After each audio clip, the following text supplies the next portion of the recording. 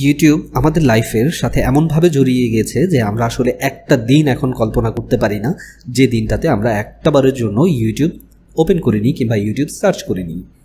আর এই ইউটিউব সার্চিংটাকে আরও বেটার করার জন্য আজকে আমি আপনাদেরকে অসাধারণ 3টা ট্রিক্স দেখাবো, যে 3টা ট্রিক্স অ্যাপ্লাই করে আপনি আপনার ইউটিউবিংটাকে আরও সহজ করে নিতে পারেন। আপনারা দেখছেন টেকমাই টিউন, আপনাদের সাথে আছে আমি রেডস।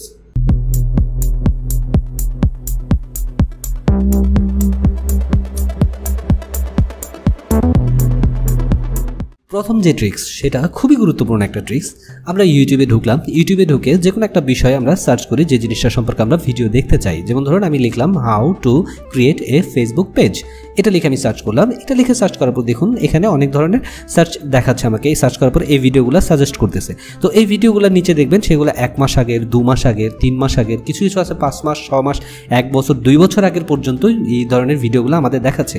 তো ট্রিক্সগুলো আসলে এরকম যে আপনি যে বিষয়টার উপর সার্চ করছেন সেটা যদি 6 মাস আগের হয় তো দেখা যায় যে ওই যে বিষয়টা নিয়ে তারা 6 মাস আগে কথা বলছে সেই জিনিসগুলোর সাথে বর্তমান অনেক কিছুই আপডেট আসার কারণে, অনেক ধরনের রুলস রেগুলেশন চেঞ্জ হওয়ার কারণে সেগুলোর সাথে সেটা মিলে না। তো সেক্ষেত্রে আমাদের করণীয় কি? আজকে আমি আপনাদের এই ট্রিক্সটা দেখাবো। এই ট্রিক্সের মাধ্যমে আপনি খুব রিসেন্ট যে ভিডিওগুলো আপলোড হয়েছে সেই সম্পর্কে সেই ধরনের ভিডিওগুলো আপনি সার্চ করে পাবেন। সেটা আপনি কিভাবে পাবেন সেটা আমি আপনাদেরকে আজকে খুব ইজিলি দেখিয়ে দিব।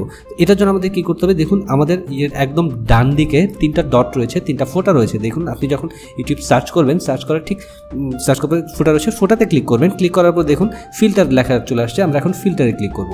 সেখান থেকে ফিল্টারে যাব। ফিল্টারে যাওয়ার পর দেখুন এখানে একটা এই পেজটা শো করবে। ফিল্টারে ক্লিক করার পর এখান থেকে দেখুন নিচের দিকে রয়েছে আপলোড ডেট, এখানে দেওয়া থাকে এনি টাইম। তো এনি টাইম, এটা হচ্ছে এনি টাইম দেওয়া মানে যে কোনো সময় আপলোড হওয়া সকল ভিডিওগুলো, এ যাবত যা যা ভিডিও আপলোড হয়েছে সেই ভিডিওগুলো আসবে। তো এখান থেকে আমাদের সিলেক্ট করতে হবে কি আমি যে সময়টা দেখতে চাচ্ছি, যে আমি রিসেন্ট দেখুন এখানে এনি টাইম দেওয়া আছে। লাস্ট ওখানে ক্লিক করলাম, ক্লিক করার পর any time, last hour, today, this week, this month, this year. তো আপনি আসলে কোন ভিডিওটা চাচ্ছেন, কখন আপলোড হওয়া ভিডিও চাচ্ছেন।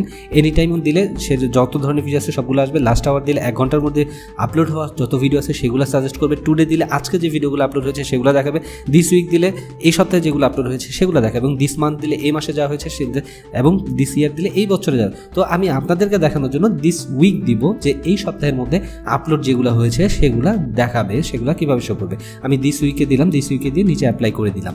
দেখুন এখন যে ভিডিওগুলো সাজেস্ট হচ্ছে সেই ভিডিওগুলো কিন্তু এই একটা সপ্তাহের মধ্যে আপলোড হওয়া ভিডিও।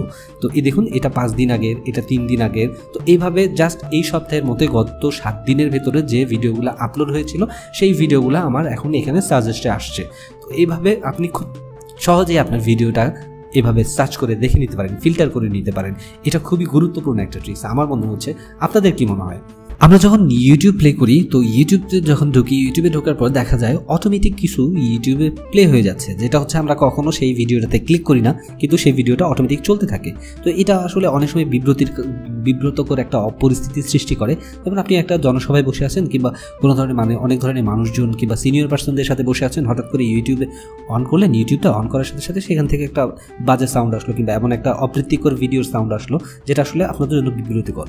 তো এই বিব্রতকর পরিস্থিতি থেকে কিভাবে বের হবেন সেটা আমি দেখিয়ে দিচ্ছি একটা ট্রিক্স। সেই ট্রিক্সটা অ্যাপ্লাই করলে আপনি এই বিব্রত পরিস্থিতিতে পড়বেন না। তো আমাদের কী করতে হবে, চ্যানেলের যে লোগোটা রয়েছে আপনি দেখতে পাচ্ছেন ইউটিউবের ঠিক ডান দিকে লোগোতে ক্লিক করবেন। লোগোতে ক্লিক করার পর সেখান থেকে নিচে দেখবেন সেটিং রয়েছে। আমরা এখন সেটিংয়ে ক্লিক করব।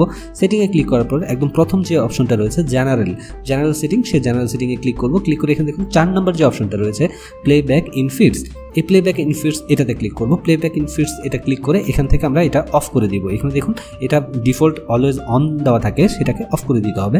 নিচে দেখুন অফ রয়েছে, আমি আবার ক্লিক করে দেখাচ্ছি। দেখুন জাস্ট অফে ঠিকঠাক হয়ে গিয়েছে। তো এটার মাধ্যমে আপনি এই জিনিসটা অফ করে দিলে আর আপনার ভিডিও ওভাবে প্লে হবে না এবং বিব্রতকর পরিস্থিতিতে আপনার পড়তে হবে না।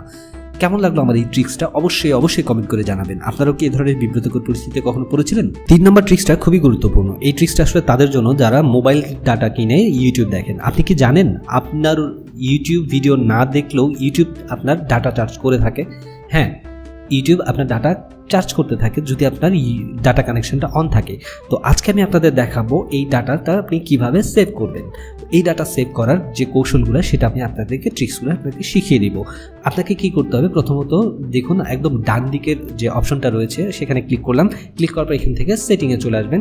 নিচে দেখুন একদম নিচের দিকে আপনারা আসবেন, নিচের দিকে সেটিং রয়েছে, সেই সেটিংসে আপনারা ক্লিক করবেন। সেই সেটিংসে ক্লিক করার পর এই অপশনটা চলে আসবে। এখান থেকে দেখুন প্রথমত আপনি কি করবেন, ডাটা সেভিং 2 নম্বর যে অপশন রয়েছে ডাটা সেভিং, সেটাতে ক্লিক করবেন। ডাটা সেভিংয়ে ক্লিক করার পর এখান থেকে ডাটা সেভিং মোডটাকে আপনারা অন করে দিবেন।